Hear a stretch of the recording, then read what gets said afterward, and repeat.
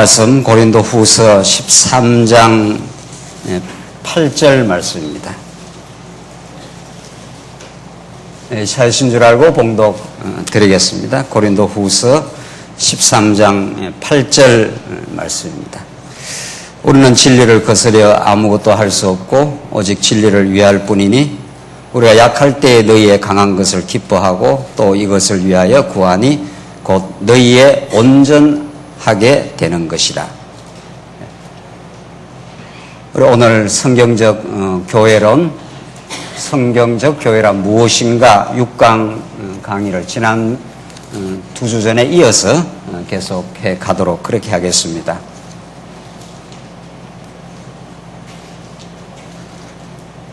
우리는 지금 연속 특강을 통해서 성경이 말하는 교회가 얼마나 소중하며 그 교회를 통해서 하나님의 영광을 배우는 것이 우리의 삶의 목적이라는 사실을 우리는 지난 강의를 통해서 확인을 해왔습니다. 우리가 지금 이 강의를 하게 되는 그 이유와 목적에 대해서 우리가 먼저 살피고 우리 지난 시간까지 교회사적 이해가 얼마나 중요하고 필요한가 하는 것을 우리가 지난 시간까지 4시간 강의를 통해서 강론을 통해서 확인했습니다. 교회는 하나님이 세우시는 것인데 하나님이 예수님 이 땅에 출현하시고 신약교회가 출현하는데 초대교회가 하나님 뜻 가운데 창립되고 하나님 붙들어 줌으로 그 순수성을 유지를 해왔다. 그러나 4, 5세기를 거치면서 중세교회가 얼마나 교회의 본질을 완전히 훼손하여 부패하고 타락하게 되는데 그것도 하나님께서 주권적으로 섭리를 해오셨다. 그러나 하나님께서 이 땅의 교회를 부패와 타락 가운데 아주 버려두시는 않는다. 예레미야의 표현대로 아주 하나님께서 멸망시키지 않고 16세기 종교개혁을 통해서 교회가 총체적으로 갱신되고 새로운 하나님의 역사가 16세기에 출현하게 됩니다. 그러나 16세기 종교개혁과 이 땅의 어떤 교회개혁도 완전한 개혁은 없고 그 과제가 그 후대에 남은 과제가 넘어가게 되는데 16세기 종교개혁 이후 현대까지 이르는 그 하나님의 역사를 한 손에 거머쥐신 역사를 우리는 지난 시간까지 확인했습니다. 이런 교회사적 그 이해를 우리가 염두에 두고 성경이 말하는 제대로 된 성경적 교회의 원형을 우리는 성경에서 찾을 수가 있는데 교회사에서 어떻게 부분적으로 성취가 되고 어떻게 회절이 되고 어떻게 굴절되어 왔고 다시 회복되어 왔는가 하는 것을 우리 지난 시간까지 확인을 했습니다. 자, 그렇다면 우리가 성경적 교회를 살피기 위해서 그 대전제인 오늘 도대체 진리란 무엇인가를 우리가 오늘 1시간 동안 검토함으로 앞으로 우리가 성경적 교회를 진리에 입각한 교회를 이해하는 그 바탕을 오늘 이 시간 우리가 확인하도록 그렇게 하겠습니다. 그래서 우리 다음 시간 이제 본격적으로 성경적 교회란 무엇인가 그 본질과 목적에 대해서 우리 점차 살펴가도록 그렇게 하시겠습니다. 자, 우리가 질문을 그렇게 했는데 도대체 진리란 무엇인가? 도무지 인간이 진리를 거론할 수 있는가? 그렇다면은 진리를 인간 스스로가 거론할 수 없다면 어떻게 우리는 진리, 그 거룩하고 우리 인생의 가장 근본적이고 교회의 가장 기초가 되고 원동력이 되는 진리는 도대체 무엇인지 누가 그 진리를 우리에게 가르쳐주고 깨닫게 하고 진리를 따라 살게 그렇게 하시는가를 우리 하나하나 살펴가기 위해서 우선 서론적으로 그 진리의 자체에 대한 문제 제기를 하도록 하겠습니다. 두 번째, 진리가 진리답게 드러나면 반드시 이 땅의 교회, 하나님 나라가 실현되는데 진리와 교회는 어떤 불가분리한 도저히 뗄 수 없는 그런 관계성을 가지고 있는지를 두 번째 확인하고 세 번째, 그 진리의 진리됨, 진리는 이제 신본주의, 하나님 중심의 그 진리를 우리가 깨달아가고 있는데 그 진리를 제대로 깨닫기 위해서는 그 비진리, 인본주의가 무엇인지 우리는 이 성경이 가르치는 진리를 깨닫기 전에 누구라도 비진리 가운데 누구라도 인본주의자가 되어서 죄인이 되어서 그렇게 우리는 살아가는데 그 비진리와 진리는 얼마나 다른가? 우리는 과거 어떤 그 비진리, 인본주의적 가치관에 살아왔고 지금은 하나님의 은혜 가운데 진리 속에 살고 있는가를 이렇게 빛과 어둠이 어떻게 갈라지는가를 우리는 살펴보도록 하고 마지막으로 그 성경이 가르치는 진리의 특성이 무엇인지를 성경 그 자체의 진리 흐름을 따라서 우리가 확인함으로 결론을 짓도록 그렇게 하겠습니다. 서론 보십시다. 첫째, 진리는 인간의 항구적인 과제 상황입니다. 이건 이 땅에 하나님이 장신을 진리 되신 하나님을 우리에게 드러내신 이후 태초로부터 종말까지 하나님의 피조물, 하나님의 진리에 의해서만 그 의미를 확보할 수 있는 인간에게는 어떤 누구에게도 과제 상황입니다. 이게 과제라는 겁니다. 이걸 풀어야 인간의 삶의 의미, 가치, 목적, 생명, 죽음, 영원 이 모든 문제가 이 진리에 달려 있는데 인간에게 진리는 너무도 소중하고 그 진리를 진리답게 깨달을 때라 우리는 자유하게 진리를 너희가 알지니 내가 죄에서 자유하게 된다는 그렇게도 거룩하고 중요한 그 진리는 인간에게 항구적인 과제 상황이지만 하나님을 떠난 우리 인간 피조물로서 타락한 죄인에게 항구적인 과제 상황으로 남아있지만은 스스로 해결할 수 없는 주제였습니다. 태초로부터 종말까지 어느 누구도 진리에 대해서 감히 거론하거나 이것이 진리라고 말할 수 있는 스스로가 그렇게 발견할 수 있는 존재는 없다 이런 뜻입니다. 만약 우리가 진리를 거론하고 진리의 가치를 이야기하고 진리를 진리됨을 깨닫고 우리가 자유를 누린다면 그건 전적인 하나님으로부터 주어진 선물이라는 겁니다. 이 문제를 우리 말씀운동이 태동하면서부터 언제나 강조해 왔는데 우리는 다시 초심으로 돌아가서 그 원천적이고 그 출발해서 다시 이 문제를 거론할 이유가 있다는 겁니다. 그래서 다시 말하자면 진리는 우리에게 모든 것이고 진리는 우리의 모든 것을 규정해주고 그것이 영원한 가치이지만은 스스로가 해결할 수가 없는 주제였습니다. 그래서 우리가 감히 진리 운운하고 이것이 진리다 저것이 진리다 이야기하는 것이지만 원초적으로 말해서 우리는 진리를 입에 담을 수도 없는 존재였다. 만약 우리가 진리를 거론한다면 그때부터는 하나님께서 우리에게 찾아온 사건이고 우리에게 보여준 사건이다. 이렇게 말할 수밖에 없다는 겁니다. 그렇다면 진리 앞에 겸할 수밖에 없다. 이렇게 되는 겁니다. 진리를 가지고 우리가 마음대로 좌지우지하거나 진리를 가지고 우리가 다른 사람을 정죄하거나 그렇게 할 수가 없다는 겁니다. 그래서 그만큼 진리는 우리 피조 인생, 특히 아담 타락 이후 타락한 인생에게는 항구적으로 소중하고 그것을 풀어야 하고 그 문제를 확인해야 될 과제였지만은 그것은 인간 편에서는 불가능한 상황이었다. 그래서 진리는 진리 자체이신 살아계신 하나님께서 자신을 드러내시고 깨닫게 하는 일입니다. 이 부분에서 확고하고 분명하게 우리가 다시 확인하고 성경에서 그 자리를 정리하면은 우리 모든 복잡했던 생각들을 정리할 수 있습니다. 그 모든 것은 죄로부터 자유함을 얻게 되는 것은 진리가 진리답게 우리가 새롭게 깨달아질 때 그 외의 길은 없다 이렇게 되어 있습니다. 우리를 지금 복잡하게 하고 우리의 생각을 헝클어 놓고 여러 가지 복잡다단한 우리의 모든 것들은 그 진리의 거룩성, 그 진리 대신 그 진리 자체 대신 하나님 앞에 서지 않았을 때이지 진리 대신 그분이 우리를 그 앞에 무릎 꿇게 만드시고 그의 위대하심을 드러내시고 그의 은혜를 우리에게 가르쳐 주시면 모든 것은 해결되는 거죠. 그래서 진리는 그토록 우리 교회의 교회됨의 뿌리요 바탕이요 기초입니다. 두 번째 넘어갑시다. 두 번째 진리와 교회의 관련성입니다. 성경은 디모데전후서 3장 15절에서도 말하고 고린도전서 1장 2절에서도 진리의 기초 위에서만 고린도전서는 하나님의 교회라고 합니다. 하나님의 교회라고. 그냥 누구누구의 교회가 될 수가 없고 누가 힘을 합해서 만든 교회도 아니고 하나님의 소유격입니다. 고린도전서 1장 2절에 명백하게 고린도 교회가 어떤 상황이었습니까? 갈등과 분쟁과 여러 가지 어려움이 있을 때 하나님의 교회라 하나님의 주권과 당신의 은혜를 강력하게 이미 고린도 전서가 출발하면서 그렇게 드러내시고, 그래서 진리의 기초 위에서만 하나님의 교회가 세워지고 교회는 진리의 기둥과 터라 이렇게 되어 있습니다. 이게 디모데전서 13장 우리가 너무도 사랑하는 본문인데, 그래서 진리와 교회는 불가분의 관계라 진리를 거론하지 않고 우리는 교회를 설명할 수가 없다. 그래서 진리가 무엇인지는 교회, 모든 우리 교회 성도들의 궁극적 관심사고 교회의 유일한 동력이고 교회 하나됨의 원천이라, 모든 것이라 이런 뜻입니다. 그만큼 진리를 떠나서 우리는 교회를 말할 수가 없다.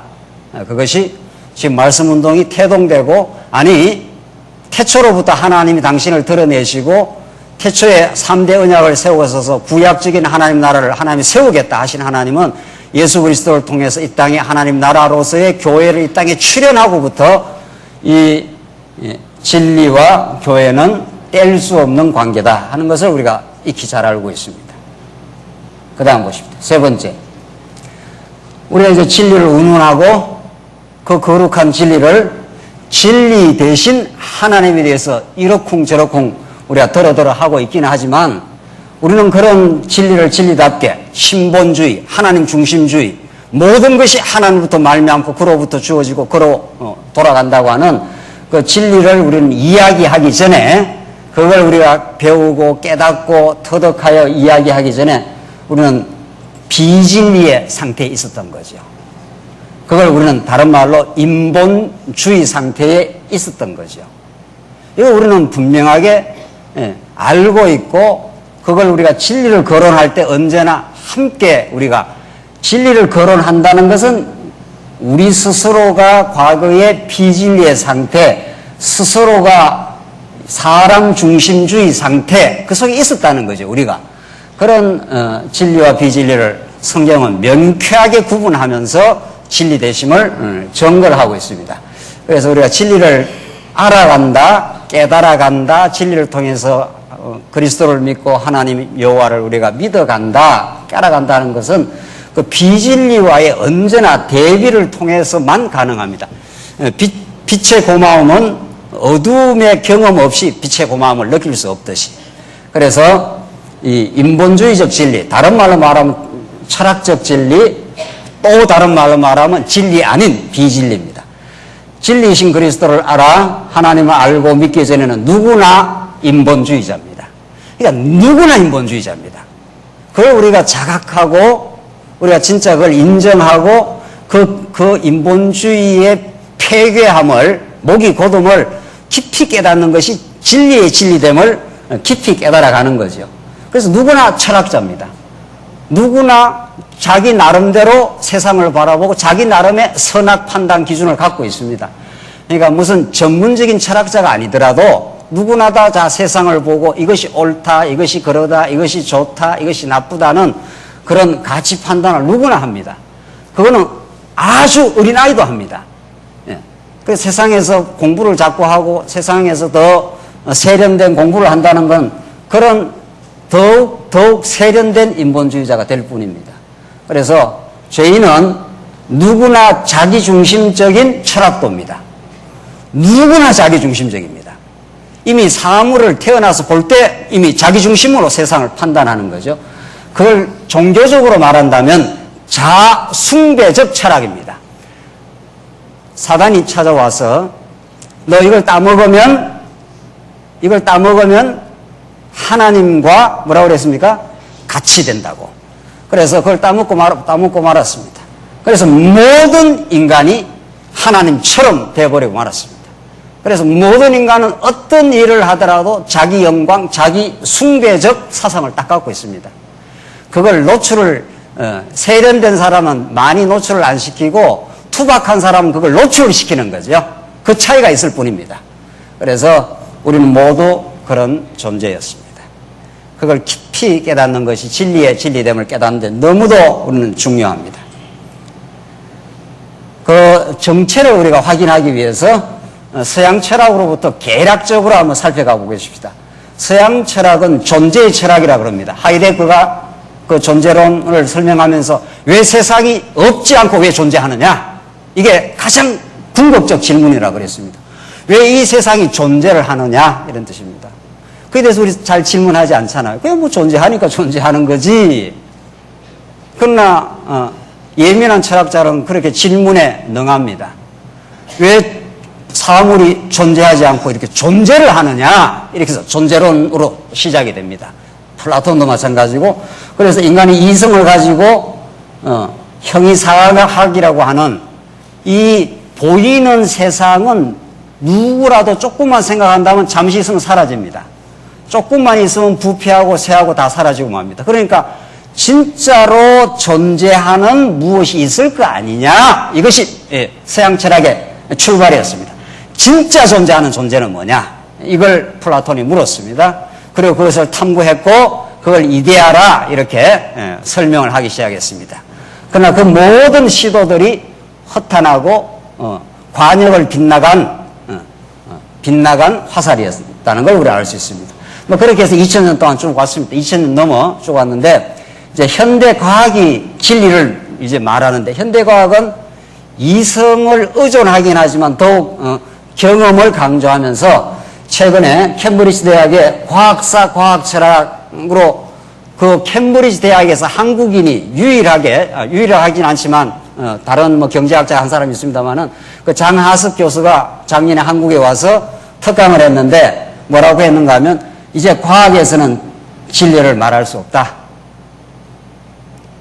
진리라는 것은 총체적인 걸 말하는데 진리라는 건 어떤 세계와 인생에 대해서 어떤 부분을 말하는 것이 아니고 진리 했을 때는 이 우주의 근원, 이 존재의 의미, 이 어디서부터 기원했고 최종적으로 어떻게 되는가 이 우주와 인생이 그런 총체적 진리에 대해서 말할 수 없다.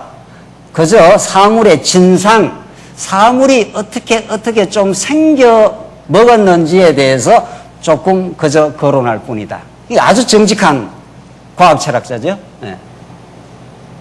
그래서 이 현대주의자들은, 현대 철학자들, 현대 과학자들은 진리에 대해서 말하는 걸 너무 오만한 이야기다. 인간이 이 우주 전체와 인생의 궁극적 가치에 대해서 누가 말할 수가 있겠는가? 그 말하는 즉시 그거 자체가 상대화된다. 그 말하는 즉시 그게 하나의 의견일 뿐이고 다른 의견이 얼마든지 튀어나올 수 있다. 그래서 말할 수 없다. 이렇게 그걸 가지고 수많은 강의를 지금 하고 있고 그것이 지금 유튜브에 올라와 가지고 많은 사람들이 열광하고 있는 강의입니다. 자, 그러니까 우리 입장에서는 성경의 입장에서는 그것이 진리가 지금 없다는 건데 그것이 왜 그렇게 사람들이 열광하느냐? 그 이유가 있는 거죠. 자, 그래서 서양 철학의 강조점은 존재, 세계와 인간에 대한 일관된 논리와 설명의 가능성을 신뢰를 합니다. 그러나 그 신뢰가 산산조각 부서졌고 지금은 장하석 교수가 말하는 대로 그런 인간과 세계, 존재 자체에 대해서 일관된 논리와 설명이 불가능하다. 이것이 현대 정신입니다. 자, 이런 그 이승의 철학, 이게 2000년을 넘어서 플라톤 이후 인간이 이성을 믿고 인간이 진리를 파악할 수 있다. 이런 것들이 지금 현대에 와서 많이 무너졌는데 19세기 말에 반이성의 철학이 출현을 합니다. 그래서 니체는 신은 죽었고 내가 신적인 존재가 될 수 있고 스스로를 극복할 수 있다. 이런 허탄한 소리를 해가지고 지금 20세기, 21세기까지 수많은 사람들이 열광하고 이걸 따르고 있습니다. 프로이드라는 사람이 등장해서 20세기 초에 인간은 무의식의 지배 아래 있다. 자기가 뭘 이렇게 알고 있고 의식한다고 생각하는데 알고 보면은 이미 부모로부터 이렇게 오래전부터 전성되어 온 인간의 말할 수 없는 무의식, 특별히 어린 아이 때 경험한 수많은 상처들, 부모로부터 받았던 경험과 어려움들, 그것들이 인간이 성년이 되었어도 끝까지 따라다니면서 인간을 괴롭힌다. 상당히 일리가 있는 거죠. 네. 그래서 우리가 어떤 걸 판단하고 어떤 걸 좋아하고 싫어하는 걸 이렇게 생각해 보면은 그게 자기가 의식적으로 판단한 것 같지만 사실은 어머니가 아버지가 어릴 때 이미 넣어준 것이고 어머니 아버지의 어떤 어려움이 애에게 고스란히 남아가지고 고스란히 작동하고 있습니다. 지금. 그걸 프로이트가 심층적으로 분석을 했고 잘 밝혀냈습니다. 문제는 그러니까 이게 이제 심리학의 어떤 인간의 인성을 밝혀낸 거죠. 인간이 왜 저렇게 저 사람이 예민하냐? 그 사람이 예민해서 예민한 게 아니라 부모가 엄청 예민하다는 겁니다. 저 사람이 왜 저렇게 질투가 많냐? 질투가 많아서 많은 게 아니라 부모가 그런 아주 그 어떤 삼각관계 속에서 질투와 시기적 삶을 많이 살면 그 애가 그대로 한다는 겁니다. 그래서 그게 무의식에 딱 살아있어가지고 그대로 작동되고 인간이 그걸 극복하기가 아주 어렵다고 합니다. 그런데 문제는 스스로 노력으로 치유할 수 있다는 겁니다. 그래서 오늘날 힐링이라고 하는 거의 모든 힐링을 책들을 보면 프로이드가 뒤에 딱 깔려 있어서 인간이 문제가 있다. 그러나 인간 스스로 치유할 수 있다. 힐링할 수 있다. 이렇게 말합니다. 다 거짓말입니다. 얼마나 거짓말인가를 우리가 살펴보도록 하겠습니다. 동양철학으로 넘어가면 동양은 존재에 대해서 묻지 않습니다. 이 우주의 궁극적 존재가 뭐냐? 그따고 묻지 마라. 그거 묻기에는 인간이 너무 불행과 고통이 많다. 독화살을 맞았는데, 스카모니 이야기인데, 독화살을 맞아가 인간이 그 독화살 때문에 죽고 있는데 그 독화살이 어느 방향에서 왔느냐? 그 독의 기원이 뭐냐? 그 본질이 뭐냐? 이런 거 묻지 마라. 빨리 독화살을 빼는 방법을 찾아라. 이게 동양 철학입니다. 그래서 행복의 철학입니다. 불교 철학은 고통으로부터의 해방입니다. 이 세상이 너무 고통스럽다. 생, 노, 병사에 끊임없이 시달리고 있고 그로부터 어떻게 벗어나서 해방될 수 있는가? 그게 불교 철학의 핵심입니다. 그래서 TV 틀면 불교 지금 TV에 얼마나 많은 사람들이 지금 열광하고 보는지 모릅니다. 왜? 잠시 위로를 해줍니다. 유교 철학은 공자로 말미암아 인간됨 혹은 인간 성숙을 중시하고 어떤 인간이 악조건 속에서도 인간은 성숙할 수 있다. 이런 뭐 대단한 낙관주의 인간 승리를 석가모니도 유교도 그래 노래했습니다. 그래서 그 강조점은 불교는 인간의 고통과 문제 해결을 인간 스스로 할 수 있다. 유교는 스스로 인간됨을 추구할 수 있고 도덕적 성숙을 우리가 할 수 있다. 철두철미하게 인본주의자죠. 그런데 중요한 것은 이런 철학자들만 그런 게 아니라는 겁니다. 거기에 부응하고 그거를 따르고 수많은 사람이 따르고 있습니다. 요약하자면 이런 철학들은 진리를 추구하고 있다고 하지만 진리이신 하나님의 살아계심을 부정합니다. 따라서 하나님 앞에서 인간의 죄악은 하나님 앞에 불순종, 스스로 하나님 되고자 함, 근본 진리에 대한 무지, 그리고 자기 성찰의 무능입니다. 하나님 앞에 서야 자기가 성찰이 되는데 살아계신 하나님을 딱 자기의 사상에서 거부를 해버리기 때문에 인간이 반성을 한다고 하지만 그 반성은 자기 영광을 더 추구하기 위한 반성일 뿐입니다. 성경이 말하는 진정한 회개는 없는 겁니다. 회개라는 건 자기가 아무것도 아니고 예수가 우리 안에 찾아오셔서 하나님께로 돌아가는 게 회개인데 그런 건 철학에서 없습니다. 그래서 거짓 유토피아의 환상, 거짓 행복을 심어주고 인간은 거기에 그게 행복인가 해서 따라갑니다. 인류를 속여왔습니다. 이는 인간을 진정으로 행복하게 자유하게 결코 할 수 없다. 이게 우리가 오늘 우리 진리를 우리가 나누는 교회에서만 이야기를 합니다. 그러니까 이런 이야기는 얼마나 우리가 굉장히 대담한 이야기죠. 이 현대에서. 이 사람들은 다 이걸 지금 추구하고 있는데 그거 아니야. 예수 그리스도 통해서만 존재를 알게 돼. 하나님의 존재를 알고 지금 우리 앞에서 서양 철학이 존재에 대한 철학이라고 그랬지 않았어요? 왜 이 만물이 존재하지 않고 존재를 하느냐는 거예요. 그 존재가 어디로부터 시작됐느냐? 그걸 아무리 질문을 하고 풀려고 해도 안 풀린다는 겁니다. 그럼 우리가 성경을 깨달으면 드디어 존재의 문제가 풀리는 거죠. 우리가 이렇게 우리는 잠시 존재하지만 하나님이 영원히 존재하신다. 그거죠? 하나님 영원히 존재하시고 영원히 살아계시고 영원히 당신의 영광을 드러내고 계신다. 이렇게 이 존재의 문제가 우리는 진리 성경을 통해서 풀리죠. 동양 철학에서는 행복의 철학 아닙니까? 어떻게 해야 행복을 찾을까? 이 삶이 너무 고통스럽다는 겁니다. 가족 관계도 고통스럽고 심지어 교회 안에도 고통스럽고 직장 생활도 고통스럽고, 돈벌이가 얼마나 힘들고, 심지어는 부자 간에도 고통스럽고, 부부 간에도 고통스럽고, 도대체 이 고통을 어떻게 해서 고통으로부터 해방될 것이냐? 해방 안 됩니다. 하나님이 우리에게 고통을 주신 것이고, 우리 힘으로는 고통을 벗어날 수 없음을, 죄악에서 벗어날 수 없음을 깨닫게 하셔서 예수 안에서 자유하도록 그렇게 하신 거죠. 그래서 이 행복의 문제도 철학으로는 풀 수가 없습니다. 결코 풀 수가 없고, 우리는 이 땅에 고통도 경험하고 더러더러 행복도 경험하다가 영원한 행복의 나라로 우리는 가게 됩니다. 그래서 성경이 이렇게 말합니다. 디모데전서 3장 1절로 15절, 내가 이것을 알라. 말세에 고통하는 때가 이르리니 했지 않았어요. 성경은 말세에 고통하는 때가 온다는 겁니다. 고통을 피할 수도 없다는 겁니다. 우리는 그 고통이 와야 우리가 하나님께로 간다는 겁니다. 고통의 긍정성입니다. 그래서 우리는 끊임없이 고통을 피하고자 하고 자기 방법으로 고통을 피하고자 하는 거죠. 그러나 고통은 끝까지 우리를 추적하고 따라옵니다. 여호수아가 땅을 정복하는데 하나님께서 사사기 300여 년 동안 하나님께서 대적을 남겨둬가지고 끝까지 따라옵니다. 왕이 없으므로 자기 속인의 옳은 대로 행하더라. 고통이 사라지지 않고 계속 따라다니면서 진리를 진리답게 깨닫도록 그 진리 안에서 우리가 새로운 자유와 평안을 얻도록 그렇게 하신다는 거죠. 그래서 진짜 예수 믿는 사람이 점점 담대해지는 거죠. 하나님 내게 고통을 피하게 하지 마시고 지금 고통 속에서 주를 바라보게 하시옵소서. 그 고통의 뿌리가 죄악임을 발견하게 하시고 하나님의 영광으로 나아가게 하시옵소서라고 그렇게 진리를 깨닫습니다. 그래서 성경은 말세에 고통하는 때가 이른다는 겁니다. 하나님이 작정하고 그렇게 이끌어가는데 그 내용이 뭐냐? 사람들은 자기를 사랑하며 그렇게 되어 있습니다.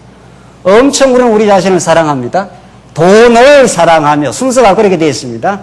자기를 너무 사랑하니까 돈이 있어야 자기를 보호할 것 같아서 돈을 엄청 사랑하는 거죠. 자긍하며 내가 최고야 이런 거죠. 교만하며 회방하며 다른 사람 잘 되는 꼴을 못 봅니다. 우리가 부모를 거역하며 심지어 부모까지도 거역하고 감사치 않습니다. 거룩하지 않습니다. 무정합니다. 인간의 잔인함.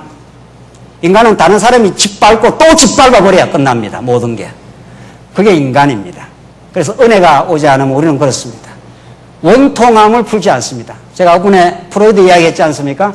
어릴 때 어떤 원망과 원통함이 있는데 그게 이미 성년이 됐는데 나이가 다 이렇게 자랐는데도 그게 안 풀어진다는 겁니다. 그래서 한 번 원수 맺고 나면 끝까지 간다는 겁니다. 참소하며 다른 사람을 자꾸 다른 사람을 고소를 하고 절제하지 못하며 싸나우며 선한 것을 좋아하지 아니하며 이게 전부 고통의 설명입니다. 예. 배반하며 팔며 조급합니다. 또 우리가 예. 든든하고 여유가 있지 못하는 거죠. 예. 자고하며 쾌락 사랑하기를 하나님 사랑하는 것보다 더하며 이 현대인의 쾌락주의는 뭐 이미 모든 현대주의자들을 물들이고 말았습니다. 경건의 모양은 있으나 경건의 능력은 부인하는 이 같은 자들에게서 내가 돌아서라. 그러니까 예수를 믿는다는 건 제대로 믿는다는 건 이게 세상인데 이 세상에서 급진적으로 돌아서라. 돌아서게 만들려고 이제 진리를 주신다는 거죠.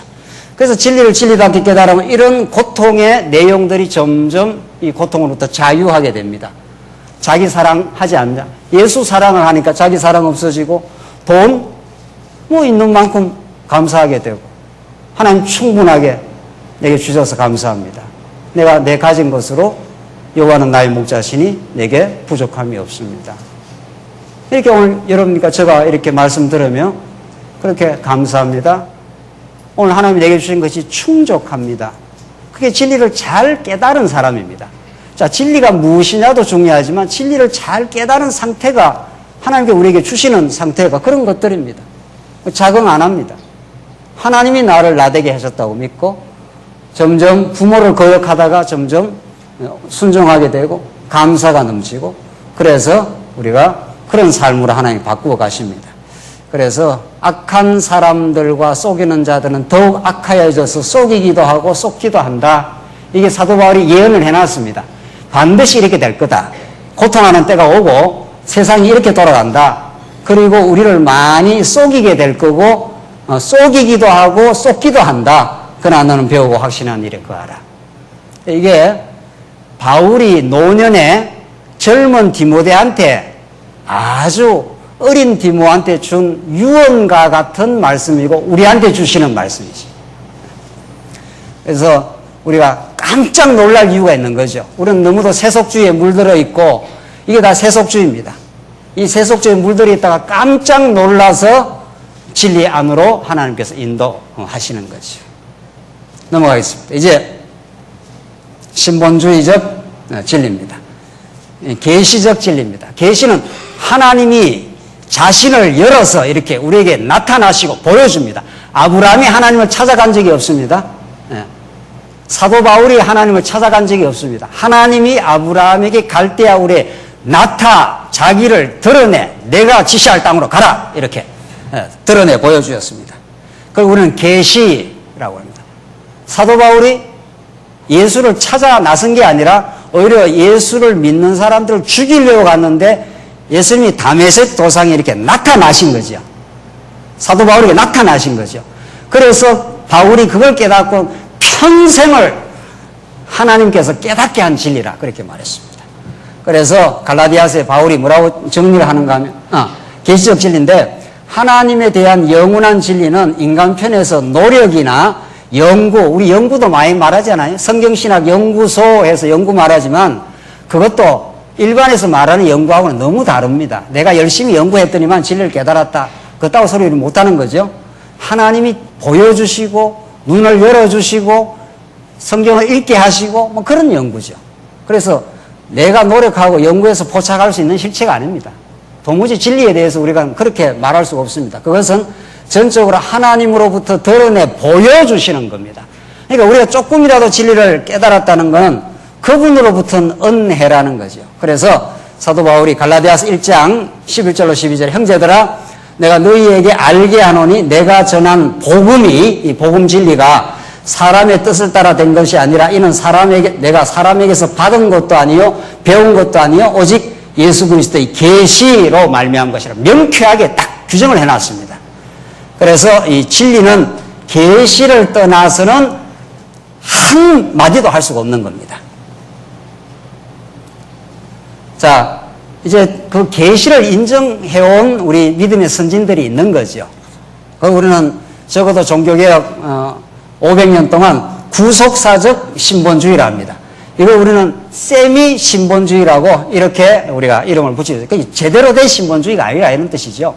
뭔가 이 사람들도 하나님의 계시를 인정하고 하나님을 경배하고 그리스도를 믿고 살고자 했던 사람들입니다. 우리 교회사 공부하면서 이 부분들을 많이 거론했지 않습니까?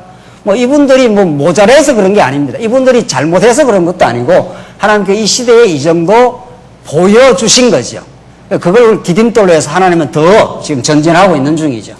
그래서 하나님께서 인간의 구속을 위해서 계시하시고 일하신다. 이렇게 인간의 구속이 목적이 되어서 하나님 일하시는 거죠. 그러니까 주객이 전도가 된 겁니다. 종교개혁 이후 500년 동안에 이게 주된 관심사입니다. 우리가 이걸 너무도 많이 정리를 해왔지 않습니까? 이걸 책으로도 쓰고 확인도 하고 우리가 하나님께서 이 종교개혁 500년 지금 내년이 딱 올해가 됐네요. 2017년이니까 그러니까 2017년이니까 1517년에 루터가 비텐베르그 성당에다가 그 95개 조항을 걸고 했던 종교개혁 딱 오늘 500년 됐습니다. 주된 관심사였습니다. 루터가 의인은 믿음으로 말미암아 살리라. 그리스도와 십자가의 구속적 사역을 강조했습니다. 뭐 이게 나쁜 건 아니죠. 너무 지역적인 거죠. 뭐 이 자체가 뭐 그리스도를 강조하거나 십자가의 구속적 사역을 강조하는 게 성경의 한 중요한 부분이긴 하지만 그런 거죠. 그게 전체가 될 수 없다. 그래서 언약도 하나님의 나라도 이 사람들은 구속사적인 패러다임 안에서 거론되고 이는 궁극적으로 인본주의적 경향을 띠고 있고 실제로 그렇게 되고 있습니다. 문제가 되고 있는 거죠. 넘어가겠습니다. 자, 이른바 우리 성경신학 언약 성취자적 신본주의입니다. 성경신학 언약 성취자적 성경신학이라고 하는 이 성경 자체의 진리입니다. 영원 자존하신 영광스러운 하나님, 이 하나님의 존재입니다. 자, 하이데크가 왜 사물이 없지 않고 존재하느냐? 그래서 하나님의 존재를 말하지 않으면 그 존재 문제가 우리가 풀리지 않는다는 거죠. 그 하나님께서, 살아계신 하나님께서 자신의 이름을 여호와는 이제 하나님의 사역, 언약을 이루시는 하나님의 사역을 나타내는 이름인데, 그렇게 여호와로 계시하시고 작정하시고 장차 그리스도를 통하여 최종 확정을 하십니다. 이걸 모세를 통해서 성경은 명쾌하게 드러냈습니다. 한번 보십시다. 출애굽기 3장 13절로 15절인데, 자, 우리가 잘 아는 거지만 다시 한번 보겠습니다. 모세가 하나님께 고하되 내가 이스라엘 자손에게 가서 이르기를 너희 조상의 하나님이 나를 너희에게 보내셨다 하면 그들이 내게 묻기를 그의 이름이 무엇이냐 하리니 내가 무엇이라고 그들에게 말하리까 물으니까 하나님 모세에게 이르시되 하나님 이름이 뭐라고 할까요? 그러니까 하나님이 자기 이름을 자기가 지어줍니다. 하나님 이름을 누가 지어줄 수는 없잖아요. 그 이름이라는 게 이 히브리 전통 구약에서 너무도 중요한데 그 이름은 단순 이름이 아니라 그 실체를 규정하는 건데 하나님 뭐라고 이름을 짓는가 하면 나는 스스로 있는 자라. I am that I am. 나라는 존재는 누가 존재해서 존재하는 게 아니다. 그러니까 이게 지금 존재의 문제가 풀리지 않아요. 하나님을 누가 존재해서 존재하겠어요? 하나님 영원히 존재하시고 지금도 살아계시고 지금도 오늘 이 자리에 눈을 뜨고 이렇게 살아계셔요. 근데 나는 스스로 있는 자라는 거예요. 그 스스로 있는 자가 보내셨다 해라. 하나님이 또 모세에게 이르시되 나는 이스라엘 자손에게 같이 이르기를 나는 너희에게 보내신 이는 너희 조상 하나님 곧 아브라함의 하나님 이삭의 하나님 야곱의 하나님 여호와라. 이는 나의 영원한 이름이요 대대로 기억할 나의 표본이라. 이렇게 이 언약 성취사는 하나님의 존재로부터 영원히 존재하는 스스로 있는 자라 하는 그런 하나님이 당신을 이제 드러내어서 당신을 가르쳐 주시겠다는 겁니다. 그래서 이제 남은 시간 이 진리의 특성에 대해서 정리를 하고 결론을 짓도록 하겠습니다. 진리는 영원하신 하나님이 역사 가운데 언약과 성취의 역사를 통해서 지금 드러내고 계시는데 그 진리는 영원하고 절대적이고 은혜성을 가지고 있습니다. 보십시다. 영원성입니다. 말씀의 영원성입니다. 태초에 말씀이 계시니라 이 말씀이 하나님과 함께 계셨으니 이 말씀은 곧 하나님이시라. 영원한 그 태초에 영원 안에 이미 하나님께서 말씀으로 존재하시는 분이시다. 그래서 요한복음에서는 그 예수님의 신성에 대해서 입증을 하기 때문에 예수님이 하시는 말씀입니다. 이게 아브라함이 나기 전에 내가 있었다고 그러잖아요. 예수님이 아브라함보다 훨씬 2000년 전에 등장하신 분인데 예수님이 뭐라고 하는가? 아브라함이 나기 전에 너희들은 아브라함을 대단하게 생각하는 모양인데 아브라함이 나기 전에 내가 존재했다, 있었다, 내가. 이 얼마나 중요한, 정말, 이게 이제 구속사에서는 이런 말을 못하는 겁니다. 하나님이 영원한 존재 자체, 그분이 영원히 경륜하시는 영원한 나라, 그 새하늘과 새 땅. 그래서 내가 아브라함이 있기 전에, 아브라함은 역사적 존재인데, 그리고 예수님이 육체로 있었다는 뜻은 아니잖아요. 영원한 하나님의 존재자로 내가 이미 있었다. 하나님 안에. 그래서 그걸 증명을 해주기 위해서 죽음과 부활이 필요한 겁니다. 그러니까 예수님이 영원하신 하나님의 생명을 가지고 계시는 분인데 그다음 생명을 드러내줘야 되는데 우리에게는 생명이라는 것은 죽음이라는 걸 경험해야 나사로가 죽었다가 살아나야 이게 정말 생명이 이런 거구나 아는 거 아니에요. 여러분과 저는 지금 죽음을 경험 안 해봤잖아요. 육신의 죽음 말이에요. 그렇기 때문에 생명의 고귀함도 모릅니다, 우리가. 근데 아파보면 좀 알고, 근데 죽어야 아는데 죽어버리면 못 살아나니까. 그러니까 예수님이 나사로라는 한 모델을 하나 쓰는 겁니다. 죽었다가 살림으로 내가 영원한 생명에 확정을 해주는 거죠. 그래서 예수님이 죽습니다. 우리 모든 죄를 걸머지고 죽었다가 3일 만에 부활하심으로 이래 되는 거죠. 하나님의 아들이심을 입증하고 영원한 생명을 우리에게 가르쳐 주시는 거죠. 그래서 우리는 영원한 산 소망과 기업이 있습니다. 찬송하리로도 우리 주 예수 그리스도의 아버지 하나님이 그 많은 긍휼대로 예수 그리스도를 죽은 자 가운데서 부활하심으로 말미암아 우리를 거듭나게 하사, 이거는 무슨 늘 읽는 어떤 주문이 아닙니다. 이건 가슴 떨리지 않고는 읽을 수 없는 말씀들입니다. 산 소망이 있게 하시고 썩지 않고 더럽지 않고 쇠하지 않는 기업을 있게 하시나니 곧 너희를 위하여 하늘에 간직하신 것이라. 이것 때문에 베드로 전설을 받는 그 흩어진 언제 죽을지도 모르는 그 고난과 어려움 속에 살던 사람들이 산소망, 영원한 산소망과 영원한 기업을 가지고 살았습니다. 그래서 우리 믿음의 선진들은 그 고난 속에서도 썩지 않고 더럽지 않고 쇠하지 않는 기업이기 때문에 이 땅의 조그마한 것들, 좀 사업이 어렵고 힘든 것들, 내 육체가 아프고 힘든 것들 다 죽기 직전에 아픕니다. 그렇게 그것들을 하나님께서 하나님 뜻으로 받아들이고 영원한 소망이 있었습니다. 영원한 나라가 분명히 있습니다. 새하늘과 새 땅을 보니 곧 처음 하늘과 처음 땅이 없어졌고, 분명히 하나님 나라가 지금 도래하고 있고 반드시 예수님 오시면 우리 안에서 이루어질 것입니다. 그때 가면은 모든 사망, 고통, 곡하는 것, 아픈 것 다시 있지 않냐니 모든 것이 지나갑니다. 그래서 이 땅에 여러분과 제가 고통을 경험하지만 이제 새하늘과 새 땅에서 완전한 나라가 오고야 맙니다. 그래서 하나님은 영원한 하나님의 영광이 그에게 세세히 있으리로다. 아멘. 네. 만물이 주에게서 나오고 주로 말미암고 주로 주께로 돌아갑니다. 영광이 그에게 세세히 영원히 있습니다. 이게 영원한 진리입니다. 네. 이것이 분명하고 확실하기 때문에 우리는 이 땅에 죽어도 살아도 가난해도 부유해도 그게 우리를 결정적으로 타격을 주지 않습니다. 정말 이 영원한 하나님의 영광, 그 은혜를 깨달으면 잠시 살면서 그렇게 경험할 수 있는 겁니다. 좀 모욕을 받을 수도 있고 영광을 얻을 수도 있습니다. 그래서 부귀일에 처할 줄도 알고 이제 비천에 처할 줄도 아는 참 자유자는 진리의 영원성이 우리에게 담보해주는, 확실하게 보장해주는 하나님의 은혜입니다.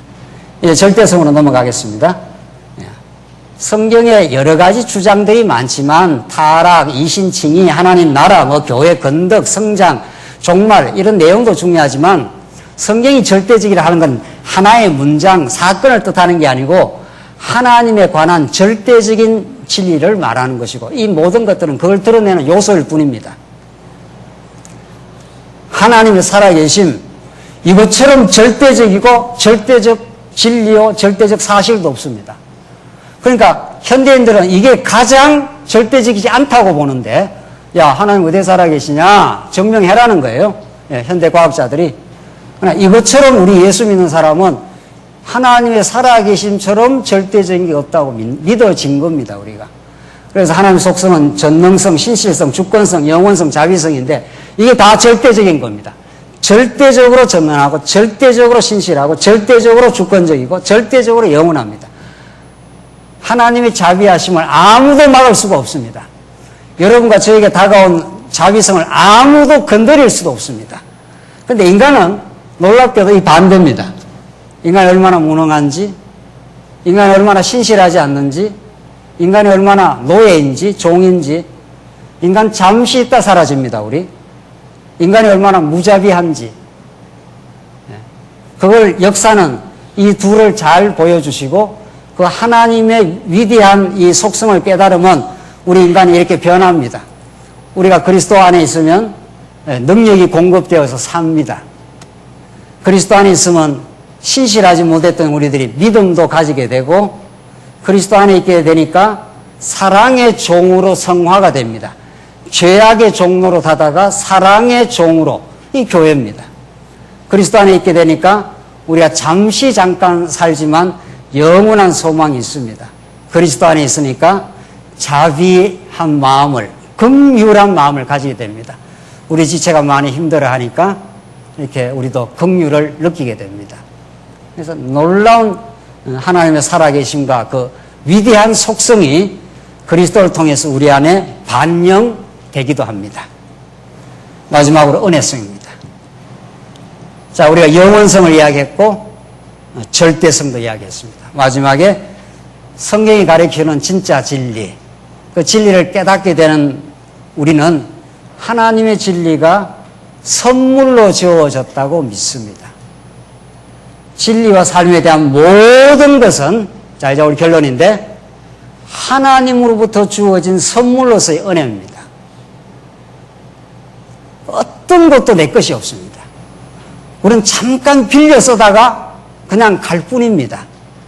하나님 배우기 위해서, 그 은혜에 감격하기 위해서 이 교회를 통해서 우리의 죄악도 깨닫고 하나님의 놀라운 은혜도 깨닫고 그걸 통해서 배우다가 모든 것이 하나님으로부터 왔구나 하는 그 진리를 깨달아가는 사람은 그게 선물인 줄 압니다.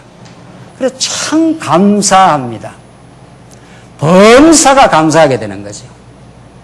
그래서 기독교 진리를 논할 때 은혜성을 망각하면 공로주의화되고 인본주의화되는 지름길입니다. 이거는 너나 할 것 없이 누구나 이 길을 갑니다.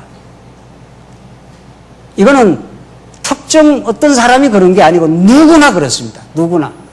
하나님의 은혜성을 망각하면은 누구나 우리는 조그만 일을 해도 내 이름을 내고자 하는 거지. 뭘 하고도 내 이름을 확인하고자 하잖아요. 그래서 누구나 이런 요소가 있습니다, 우리한테.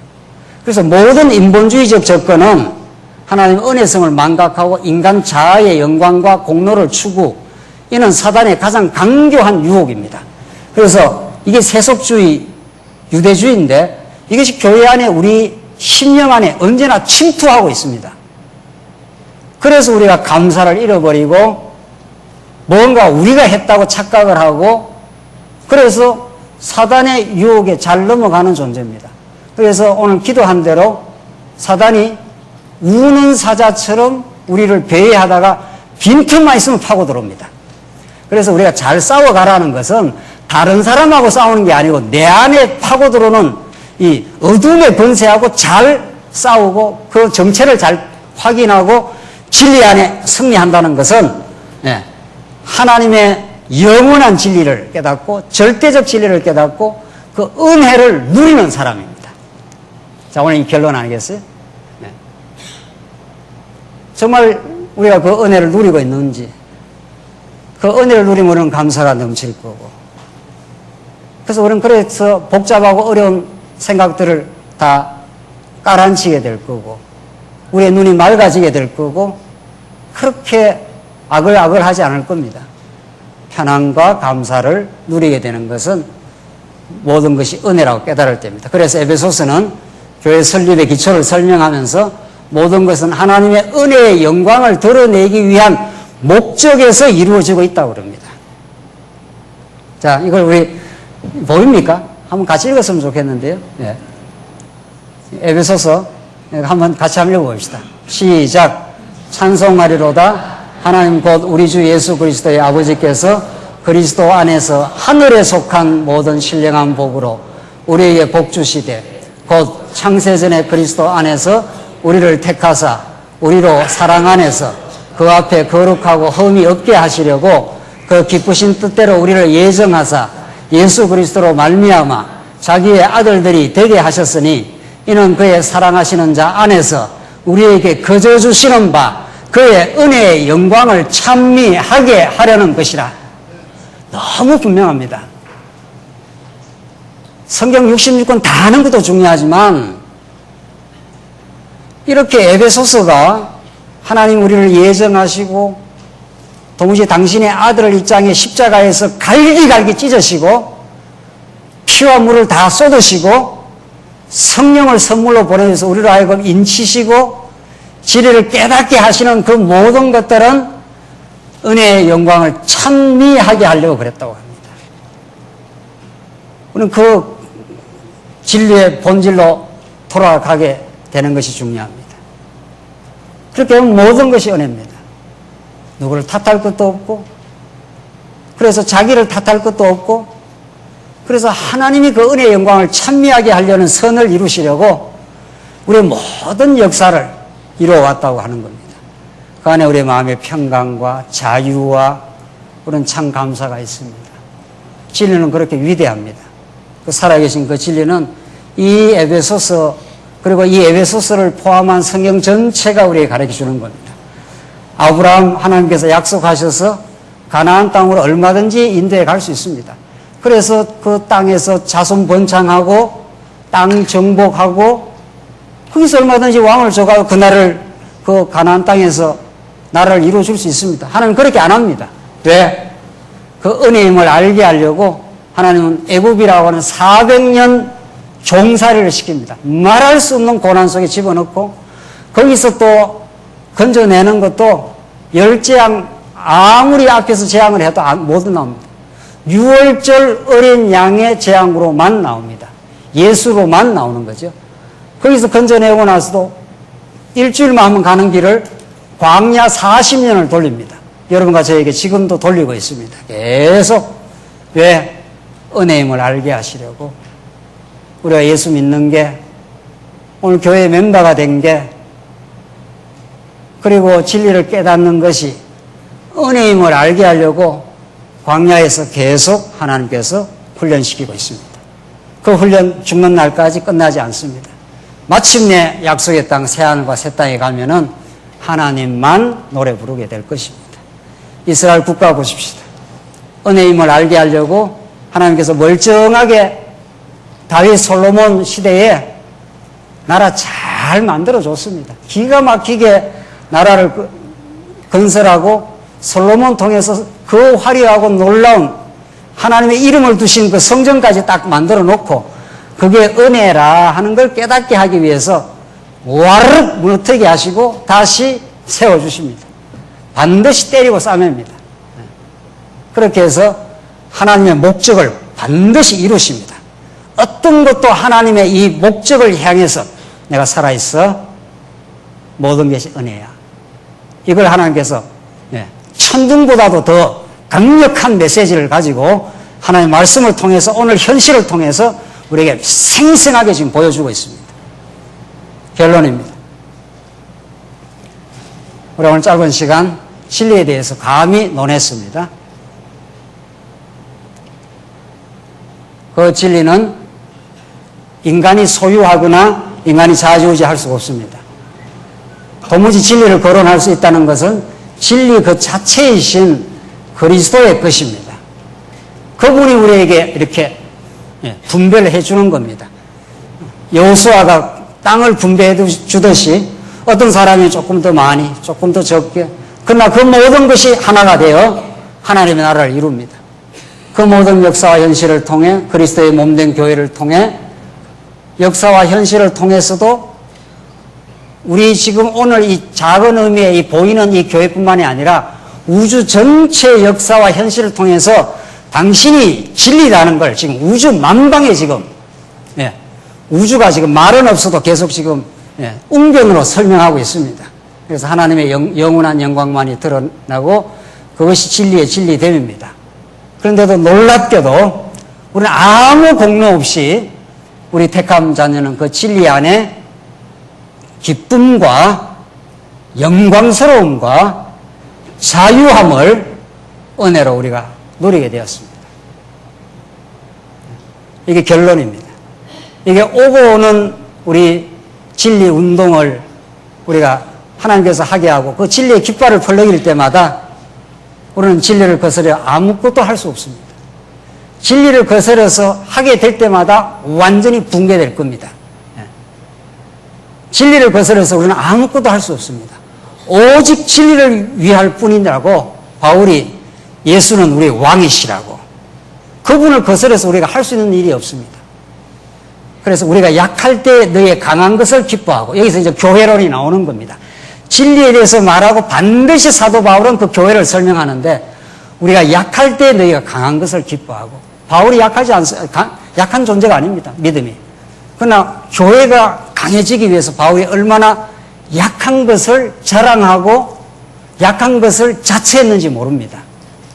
내가 약할 때 강하신 예수가 우리를 위해서 약하게 된 것은 우리를 부유하게 하시려고, 그 부유하신 분이 우리를 위해서 가난하게 되신 것은, 강하신 그분이 우리를 위해서 약하게 된 것은 우리를 부유하게 하려고, 강하게 하시려고, 진짜 강하게 하시려고. 그것을 바울이 기뻐한다고 합니다. 바울은 매맞고 쫓겨다니고, 그러나 고린도 교회가 강해지는 것을 기뻐했습니다. 또 이것을 위하여 구하니 너희의 온전하게 되는 것이라. 이제 미숙한 대로 그렇게 사는 것이 아니라 성숙하고 그리스도만을 찬양하는, 그 은혜를 기뻐하는, 하나님 살아계심을 확실하게 믿는 그 진리 속에 살게 하려고 바울이 많이 약해졌습니다. 그리고 고린도 교회가 많이 강해진 겁니다. 나는 쇠하리니 그리스도는 흥하여야 하리라. 성경 어디를 봐도 똑같은 메시지입니다. 그분의 영광만이 오롯하게 드러나 여러분과 제가 그 은혜 속에 참 새로운 감사를 회복하고 하늘의 위로를 받으시고 진지한 전진이 있기를 바랍니다. 기도하십시다. 자비하신 하나님 아버지, 은혜를 감사합니다. 오늘 진리에 대해서 우리가 감히 이야기를 했습니다. 진리 자체이신 우리 하나님 아버지, 우리에게 진리의 새로운 깨달음을 주셔서 교회가 새롭게 회복되게 하시옵소서. 예수님 이름으로 기도합니다. 아멘.